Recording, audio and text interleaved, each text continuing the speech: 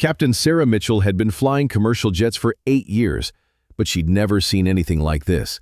As she walked through Denver International Airport after her red-eye flight, she spotted him, the night janitor emptying trash cans near Gate B7. Something about the way he moved, the way he carried himself, made her stop and stare. Then she saw it, the faded Top Gun patch sewn inside his maintenance jacket. "Excuse me," she called out, her voice trembling. "Are you Charlie Rodriguez?" The old man turned around slowly, and in his eyes, she saw the legend she'd heard about in flight school. The pilot who'd never lost a dogfight, who'd saved countless lives, and who'd disappeared from aviation 30 years ago. Welcome to the Human Stories. Before we continue this incredible story of hidden heroes and second chances, tell me in the comments from which city in the world are you watching this video today? And if you believe stories like this need to be told, hit that subscribe button and help us honor those who served in ways most people never knew. Denver International Airport never truly slept. Even at 2:30 a.m., planes taxied across the massive runways. Red-eye flights departed for the East Coast, and cargo jets loaded up for morning deliveries across the country. In the quiet spaces between the chaos, Charlie Rodriguez pushed his maintenance cart through Terminal B, emptying trash bins and mopping floors that would be dirty again in a few hours. At 67, Charlie had been working the graveyard shift at DIA for 15 years. He preferred the quiet hours when the airport belonged to janitors, security guards, and the occasional stranded passenger sleeping across 3 seats. No rushing crowds, no stressed-out travelers yelling at gate agents, no kids running around screaming, just the steady hum of air circulation systems and the distant roar of jet engines. Charlie wore the standard-issue maintenance uniform, navy blue coveralls, with DIA facilities embroidered on the chest, steel-toed boots that had seen better days, and a baseball cap pulled low over graying hair. To the few people who noticed him at all, he was just another invisible worker keeping the airport running. But if anyone had looked closely, they might have noticed things that didn't quite fit. The way Charlie unconsciously tracked aircraft movements through the terminal windows, how he automatically calculated wind patterns when planes took off, the fact that he could identify aircraft types by engine sound alone. F-16s, F-18s, commercial jets, cargo planes, each had a distinctive signature that most people couldn't distinguish. Tonight was different, though. Tonight, Charlie was working his last shift before retirement. 15 years of night maintenance was enough for any man, and his back wasn't getting any younger. Come Monday, he'd turn in his ID badge and janitor's cart, collect his modest pension, and fade into the anonymity of retirement. As he wheeled his cart toward Gate B7, Charlie heard the approaching footsteps of someone walking with purpose. Pilots had a particular gait, confident, measured, trained to move efficiently through confined spaces. Charlie had learned to recognize it decades ago. Captain Sarah Mitchell was exhausted. The red-eye from Los Angeles to Denver had been rough. Thunderstorms over the Rockies, turbulence that had half the passengers reaching for air sickness bags, and a mechanical issue with the navigation system that had kept her and her co-pilot on edge for the entire 5-hour flight. All she wanted was to get to the crew hotel, take a hot shower, and sleep for 10 hours before her next assignment. But as she walked through the nearly empty terminal, something made her stop. The janitor near Gate B7 was moving differently than the other maintenance workers she'd passed. There was something precise about his movements, something that reminded her of. That's when she saw it. As the janitor reached up to empty a high trash receptacle, his maintenance jacket shifted, revealing a small patch sewn to the inside lining. Faded and worn, but unmistakable to anyone who'd spent time in aviation circles. The distinctive red and gold Top Gun patch from the Navy Fighter Weapons School. Sarah's heart started racing. She'd heard the stories in flight school, the legends passed down from instructors who'd served in the military before transitioning to commercial aviation. Stories about pilots who'd been so good they seemed superhuman. One name in particular had stuck with her: Charlie Rodriguez, the Air Force pilot who'd graduated first in his Top Gun class, who'd flown missions that were still classified, who'd saved lives in ways that would never make the history books. And then he'd just disappeared. Vanished from military aviation without explanation, never to be heard from again. "Excuse me," Sarah called out, her voice barely above a whisper. The janitor turned around slowly, and Sarah felt her breath catch. The man's face was older, weathered by years and marked by the kind of exhaustion that comes from working night shifts for too long. But his eyes still held the sharp alertness of someone who'd once been responsible for split-second decisions at 30,000 feet. "Are you Charlie Rodriguez?" she asked. For a moment, Charlie didn't respond. He studied the young woman in the pilot's uniform, United Airlines captain's stripes, confident posture, the kind of tired alertness that came from flying through difficult weather. She was maybe 35, probably been flying commercial for less than a decade, but something in her eyes suggested she knew more than most.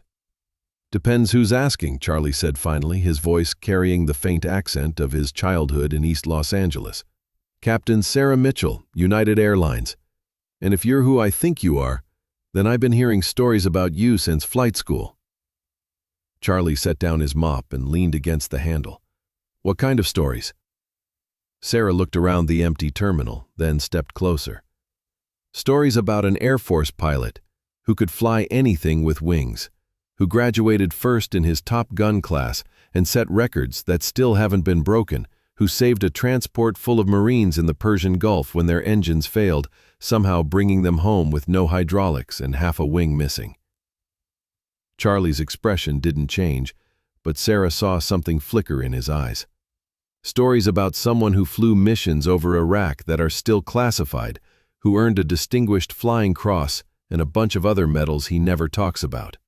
Someone who could have been a test pilot, or an instructor at Top Gun, or had any assignment he wanted in the Air Force." She paused, studying his face. "But mostly, stories about how he just walked away from all of it 30 years ago, and nobody ever found out why." Charlie was quiet for a long moment, looking out the terminal windows at the planes moving slowly across the tarmac. A Southwest 737 was pushing back from a nearby gate, its engine spinning up for the taxi to the runway. 737-800, he said without thinking. CFM 56 engines. Good aircraft, reliable. Southwest knows how to maintain them. Sarah blinked. "You identified that aircraft by engine sound. Old habit." "Charlie," Sarah said gently, "what happened? Why are you here, mopping floors at 2 in the morning, when you could have been anything in aviation?" Charlie picked up his mop again and resumed cleaning, but his movements were slower now, more thoughtful. "Sometimes life doesn't go according to the flight plan," he said. "Sometimes you find yourself in a holding pattern you can't break out of." Sarah should have walked away. She had a 6 a.m. shuttle to the hotel, and she needed sleep before her next flight. But something about Charlie Rodriguez, about the way he carried himself, about the sadness behind his eyes, made her stay. "Charlie, can I ask you something?" He nodded without looking up from his mopping. "Do you miss it, flying, I mean?" Charlie stopped mopping and looked out at the runways again. In the distance, a cargo plane was taking off, its landing lights cutting through the pre-dawn darkness. "Every damn day," he said quietly. "Then why—" "You want to know why I'm here instead of flying jets?" Charlie interrupted. "You really want to know?" Sarah nodded. Charlie set his mop in the bucket and sat down on a nearby bench. For the first time since she'd approached him, he looked directly at her. "February 17th, 1994. I was leading a 4-ship formation on a training mission out of Nellis Air Force Base. Beautiful, clear day, perfect flying weather. We were practicing air-to-air combat maneuvers, nothing we hadn't done 1,000 times before." His voice grew quieter. "My wingman was a kid named Tommy Castellanos from Phoenix, 24 years old, sharp as hell, reminded me of myself when I was his age. Kid had a wife and a baby daughter back home." Sarah felt her stomach tighten. She knew where this story was going. We were engaged in a mock dogfight with the other pair when Tommy's aircraft developed mechanical problems. Engine fire, probably a fuel line rupture. Standard procedure is to eject immediately, but Tommy was trying to save the aircraft. Pride, maybe, or just the instinct to bring your bird home. Charlie's hands were shaking slightly. I was his flight leader. It was my job to make the call, to order him to eject. But I hesitated. Maybe half a second, maybe less. I thought he could save it, thought he could make it back to base. The terminal fell silent except for the distant hum of jet engines. Tommy's F-16 went into an unrecoverable spin at 8,000 feet. He tried to eject, but it was too late. The aircraft was already inverted and descending too fast. He never made it out. Sarah closed her eyes. Charlie? The investigation cleared me of any wrongdoing, said I followed proper procedures, that Tommy made his own decision to try to save the aircraft. But I knew the truth. I hesitated. I should have ordered him to eject the moment we saw the engine fire. Charlie stood up and walked to the window, staring out at the aircraft on the tarmac. I flew for 6 more months after that, but my heart wasn't in it anymore. Every time I climbed into a cockpit, I saw Tommy's face. Every time I heard a radio call, I wondered if I'd make the right decision or hesitate again and get someone killed. He turned back to Sarah. So I resigned my commission, walked away from the only thing I'd ever wanted to do, and spent the next 30 years trying to... Sarah and Charlie stood in silence for several minutes, watching the steady flow of aircraft on the distant runways. Finally, Sarah spoke. Charlie, can I tell you something about flying? He nodded. Every pilot carries ghosts, every one of us. Weather decisions that went bad, mechanical failures we should have caught earlier, passengers we couldn't save, it's part of the job. She sat down on the bench beside him. But you know what I learned in my 8 years flying commercial? The best pilots aren't the ones who never make mistakes. They're the ones who learn from their mistakes and use that knowledge to save lives the next time. Charlie shook his head. Tommy Castellanos didn't get a next time. No, he didn't. But how many other pilots did you train? How many lives did you save in those 6 months after Tommy died? How many students learned from your experience and made better decisions because of it? Before Charlie could answer, the terminal's public address system crackled to life. Attention DIA personnel. We have an emergency aircraft inbound. Flight 447 from Dallas is experiencing engine failure and hydraulic problems. All emergency crews to positions. This is not a drill. Sarah's head snapped up. That's a United flight, 777. Through the terminal windows, they could see emergency vehicles racing across the tarmac. Fire trucks, ambulances, ground crew vehicles with flashing lights. In the distance, aircraft were being diverted to other runways to clear a path for the emergency landing. Charlie was already moving, his janitor's cart forgotten as he walked quickly toward the window with the best view of the main runway. Tell me what you see, Sarah said, joining him at the window. Charlie studied the approaching aircraft, his eyes automatically tracking its flight path, altitude, and approach speed. Boeing 777-200.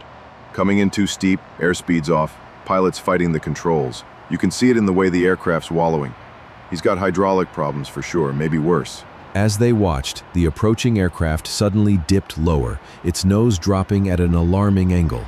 He's losing it, Charlie said. Pilot's overcorrecting. If he keeps that up, he's going to stall on final approach. Sarah pulled out her phone. I need to call the tower, tell them... Tell them what? Charlie asked. That a janitor thinks their pilot is making mistakes? On the runway, the 777 touched down hard, bounced once, then settled onto the concrete with a screech of tires and the reverse thrust of its remaining engines. But it was coming in fast, too fast for the runway conditions. He's not going to stop in time, Charlie said quietly. The Boeing 777 was sliding down the runway, its brakes smoking and emergency chutes already deploying from the rear exits. But Charlie was right, the aircraft was carrying too much speed and the runway wasn't long enough for a safe stop. Sarah was already on her phone calling the tower. This is Captain Mitchell, United Airlines. I'm watching Flight 447's approach, and that aircraft is going to overrun the runway. Through her phone's speaker, they could hear the controlled chaos of the air traffic control tower, multiple voices coordinating emergency response, pilots reporting from other aircraft, ground crews updating their positions. Captain Mitchell, this is Tower. We have the situation under control. "No, you don't," Sarah said, looking at Charlie. "That pilot needs guidance from someone who's been there before, someone who's flown heavy aircraft with hydraulic failures." Charlie shook his head. "Sarah, I haven't flown anything in 30 years. I'm not even current on commercial aircraft procedures. But you understand flight dynamics better than anyone in that tower. You know what that pilot is going through right now." On the runway, the 777 was still sliding, its nose wheel steering clearly compromised. The aircraft was drifting toward the edge of the runway, where a line of approach lights marked the beginning of rough terrain. Sarah made a decision. "Tower, this is Captain Mitchell. I have someone here who can help talk that pilot through the emergency. Former Air Force, Top Gun graduate, experienced in aircraft emergency procedures." A pause, then, "Captain Mitchell, we appreciate the offer, but our emergency procedures are already in place." "Your emergency procedures aren't working," Sarah said firmly. "That aircraft is going to leave the runway in about 30 seconds, and when it does, you're going to have 280 souls scattered across a quarter-mile of rough ground." Charlie was watching the 777's progress, mentally calculating its deceleration rate and remaining runway length. "Give me the phone," he said quietly. Sarah handed him her phone without hesitation. "Tower, this is Lieutenant Colonel Charlie Rodriguez, United States Air Force, retired. I need to speak to the pilot of Flight 447 immediately." Another pause, longer this time, then a different voice came on the line, calmer, more authoritative. "Colonel Rodriguez, this is Captain Williams in the tower. Stand by for direct communication with Flight 447. A new voice crackled through the phone, stressed, breathing heavily, the sound of alarms and warning systems audible in the background. "This is Captain Brooks, Flight 447. We've got hydraulic failure on 2 systems. Nose wheel steering is compromised, and we're running out of runway fast." Charlie's voice changed completely. Gone was the quiet janitor. In his place was the commanding presence of a pilot who'd once led fighter squadrons into combat. "Captain Brooks, this is Colonel Rodriguez. I can see your aircraft from the terminal. You're doing good work keeping her straight, but you need to make some adjustments right now." "Rodriguez, are you in the tower?" "Negative. I'm going to talk you through this from where I can see you. First thing, stop riding the brakes. You're overheating them and losing effectiveness. Give me intermittent braking, short bursts." Through the window, they could see the 777's brake lights flashing in the pattern Charlie had described. "Good. Now your nose wheel steering is compromised, but you still have rudder control. Give me left rudder input to correct your drift." The aircraft's nose moved slightly left, bringing it back toward the center line of the runway. "Roger that, Colonel. Whoever you are, it's working. I'm someone who's been where you are, Captain. Now listen carefully. You're approaching the end of the runway, but you still have options. There's a taxiway intersection about 500 meters ahead. If you can't stop before then, take the taxiway.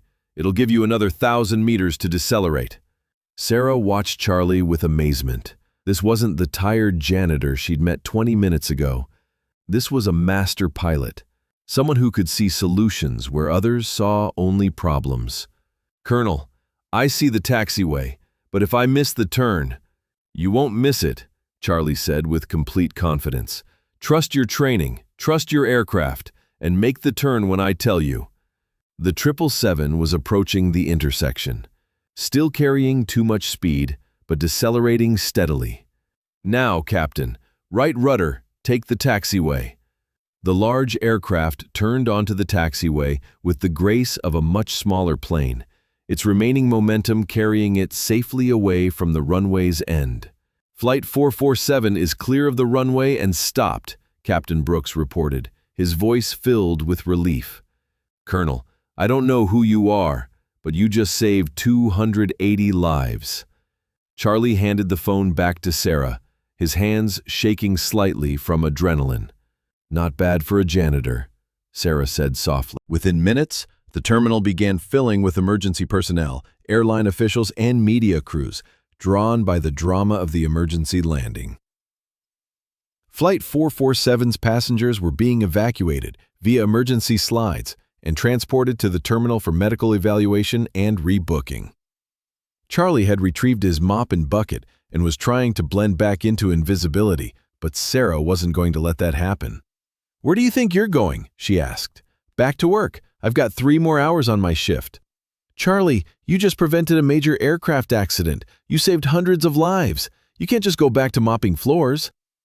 Charlie looked around the bustling terminal. Paramedics wheeling stretchers, airline personnel coordinating passenger care, FAA investigators arriving to begin their examination of the aircraft. This is what I do, Sarah. I clean up after other people's problems. It's what I've been doing for 15 years. No, Sarah said firmly. What you do is solve problems that other people can't solve. What you did tonight, that wasn't janitor work. That was world-class piloting expertise applied in a crisis situation. Before Charlie could respond, they were approached by a man in a crisp white uniform shirt with 4 gold stripes on the shoulders, an airline captain, but older and more senior than Sarah. "Excuse me," the man said. "I'm Captain Williams from the tower. I'm looking for Colonel Rodriguez." Charlie sighed. "That's me." Captain Williams extended his hand. "Colonel, I've been flying for 37 years, and I've never heard of more professional emergency coordination. Captain Brooks asked me to find you and thank you personally." "Just doing what anyone would do," Charlie said. "No, sir," Captain Williams replied. "What you did required a level of experience and judgment that very few people possess. If you don't mind me asking, what's your current position in aviation?" Sarah couldn't help but smile. "He's a janitor." Captain Williams looked confused. "I'm sorry?" "I work maintenance here at DIA," Charlie said quietly. "Graveyard shift, 15 years. Captain Williams stared at him for a moment, then shook his head in amazement. "Colonel, I don't know your story, and I'm not going to pry, but I will tell you this. United Airlines is always looking for experienced pilots, especially for our training and safety programs. If you're ever interested in getting back into aviation, I'd like to put you in touch with some people." He handed Charlie a business card. "Think about it, Colonel. The industry needs people like you." After Captain Williams walked away, Charlie and Sarah stood alone again in the increasingly busy terminal. Dawn was beginning to break through the large windows, and the airport was starting to transition from night operations to the busy daytime schedule. 15 years, Charlie said, looking at the business card. 15 years of trying to forget I ever knew how to fly, and in one night, it all comes back. "Maybe that's a sign," Sarah suggested. "Or maybe it's just a reminder of why I walked away in the first place. Tommy Castellanos is still dead, and all the successful emergency landings in the world won't change that." Sarah turned to face him directly. "Charlie, can I ask you something? What do you think Tommy would want you to do right now?" Charlie was quiet for a moment, watching the emergency crews finish their work around Flight 447. "He'd want me to stop feeling sorry for myself and get back in the cockpit," he said finally. And he'd probably tell me that the best way to honor his memory is to use what I learned from his death to keep other pilots alive. Sarah smiled. "Sounds like Tommy was a smart guy. The smartest. And he'd definitely have something to say about me spending 30 years mopping floors when I could have been teaching young pilots how to handle emergencies." Charlie looked at the business card again, then at Sarah. "You know, I was supposed to retire today, end of my shift, turn in my badge, disappear into anonymity. And now..." Charlie glanced around the terminal one more time at the passengers from Flight 447 who were safe and waiting for new flights, at the emergency crews who were standing down, at the aircraft on the tarmac preparing for another day of routine operations.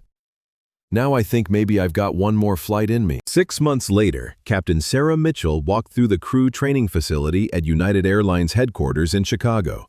She was there for her annual recertification training, but she had another reason for the visit. In Conference Room B, she found what she was looking for: a classroom full of young pilots listening intently to an instructor who was explaining emergency procedures for hydraulic system failures.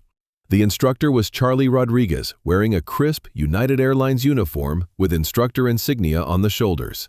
His hair was trimmed shorter now, and the exhaustion of 15 years of night shifts had been replaced by the alertness of someone who'd found his purpose again. "The key to any emergency," Charlie was telling the class, "is not to panic, not to rush, and to remember that the aircraft wants to fly. Your job is to work with it, not against it." A young pilot raised her hand. "Instructor Rodriguez, what if you make the wrong decision? What if someone gets hurt because of a call you made?" Charlie paused, and Sarah could see the shadow of Tommy Castellanos cross his face. But when he spoke, his voice was steady and sure. "Then you learn from it," he said. "You carry that experience with you, and you use it to make better decisions the next time. Because there will always be a next time, and there will always be people counting on you to get it right." After the class dismissed, Charlie noticed Sarah waiting in the hallway. "Captain Mitchell," he said with a smile, "what brings you to Chicago?"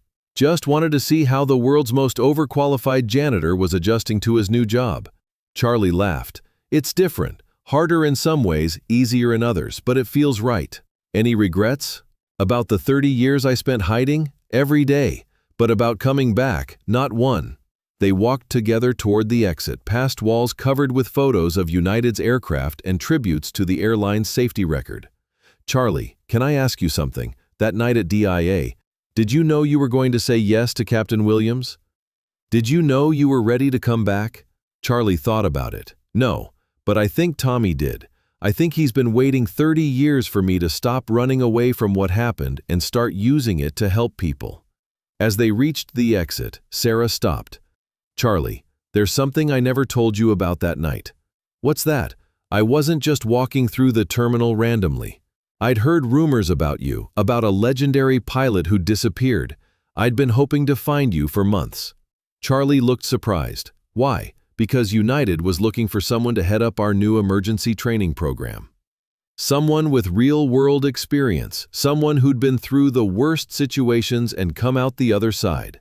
Captain Williams didn't just happen to have that job offer ready. I'd already recommended you for the position." Charlie stared at her. "You set me up. I gave you an opportunity to be who you really are instead of who you thought you had to be." Charlie shook his head with amazement. "And if I hadn't been ready? If I'd said no? Then you'd still be mopping floors at DIA, and Flight 447 would have ended very differently." They walked out into the Chicago sunshine, where the sound of aircraft taking off from nearby O'Hare Airport filled the air. Charlie looked up instinctively, tracking the flight paths with the eyes of someone who'd spent his life in the sky. "You know," he said, "I used to think that walking away from flying was the most important decision I ever made, but I was wrong." "What was the most important decision?" "Walking back to it." This story reminds us that heroes don't always wear uniforms or carry titles. Sometimes they push mop buckets through empty airports at 2 a.m., invisible to the world but carrying skills and experiences that can save lives when it matters most. Charlie Rodriguez spent 30 years running from a mistake that wasn't really his fault, hiding one of the most valuable skill sets in aviation behind a janitor's uniform.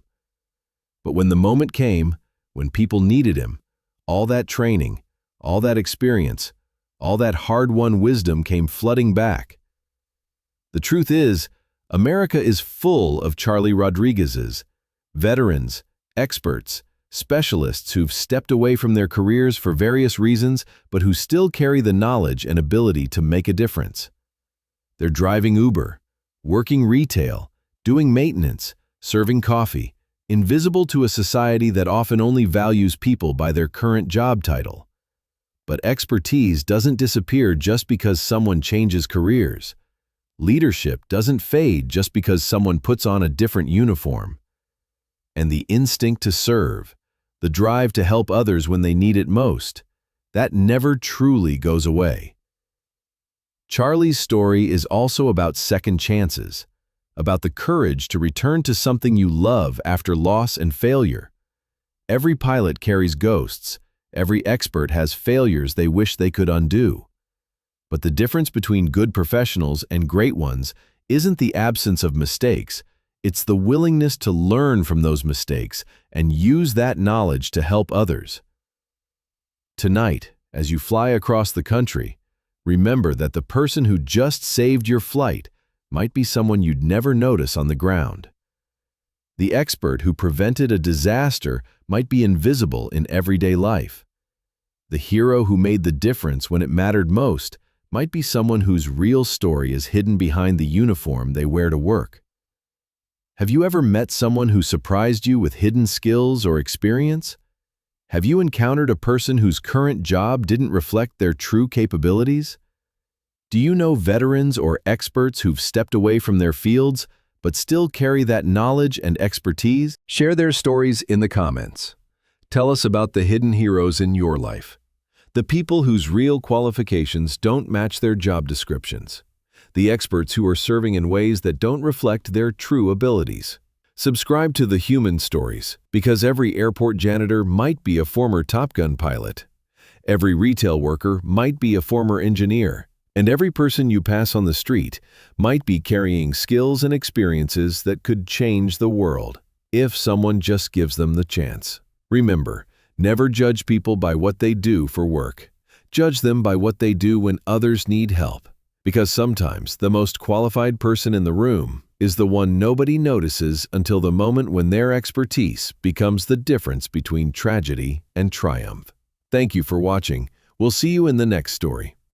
Until then, if you work alongside people whose backgrounds you don't know, take a moment to ask about their experiences. You might be surprised by what you learn. And if you're someone whose current job doesn't reflect your true capabilities, remember Charlie Rodriguez. It's never too late for a second flight. The runway is always open for those brave enough to take off again.